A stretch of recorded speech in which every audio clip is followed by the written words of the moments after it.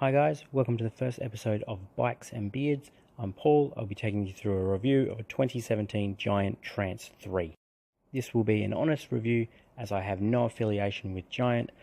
I have just recently purchased this bike. I've had it for about 7 months now, and I thought I'd give you a review so people in my position can go out and get a good review of a bike, as I could not find any on this model. They all seem to be reviewing the Trance Advance or the Trance 1, which always has the top of the range specs. Before we dive into the specs, I'll give you a quick insight of my riding history. I raced BMX throughout Australia in my early teens to late 20s. I raced downhill mountain biking and rode a lot of freestyle BMX and freestyle mountain biking throughout my late teens. I've worked in several bike shops, being my first full-time job being a bike mechanic and bike salesman. So I've got a lot of experience with building and repairing bikes as well as sales. Now I'm not going to go too much into detail regarding the specs, as this is an entry-level bike and a lot of the people looking into it might be coming into the sport to start off with. The bike does come with the Giant's patented Maestro suspension, the 140mm of travel, the RockShox Sector Silver Solo Air forks with 150mm of travel, and a RockShox Deluxe RT rear shock. This bike does come with a lot of Shimano components. Shimano Dior is the main for the shifters and front and rear derailleur. When you get to the photos towards the end of my bike, you'll notice I do not have a front derailleur. I'll explain to that later as well. This bike also comes with Shimano hydraulic disc brakes with 180mm rotors. The bike is a 2x10 speed with 11 to 36 tooth rear cassette and a 22 to 36 tooth front chainring. But as you'll notice on my bike, I only have a single chainring on the front. I'll get to that later on down the track as well. Now overall, this bike is great. I do love riding it. The bike retails at $2,699 here in Australia.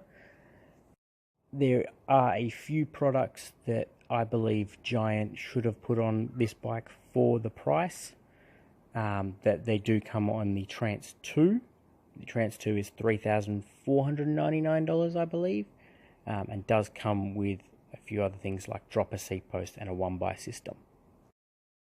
I do personally believe that Giant should have put a dropper seat post on this bike, as being an entry-level bike, a lot of people looking at this model of bike will not understand what a dropper seat post is for and why it is needed. After going on a few rides with a group of friends, I do realise now that they all have dropper seat posts and why they have dropper seat posts. At this point, I am getting pretty sick of having to stop, drop my seat down before I descend the hill, descend the side of the cliff face. Same thing going up. I'm sick of stopping, having to put my seat up. A lot of the time I actually forget to put my seat up, and then I realise halfway up that I need to put the seat up. Now, a few things on my personal preference that some of you might be interested in, depending on preference and style of riding. For my own personal preference and my style of riding, I would have preferred a shorter stem. It does come with a 60mm stem, which is a bit too long, so I will be changing that later on down the track to a 40mm stem.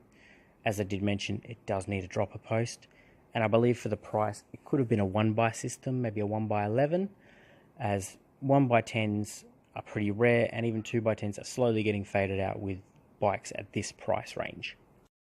As you'll notice when you come to the photos of my bike, I already have converted the bike to a 1x10 system. That is my personal preference, as I never used the shifter at the front.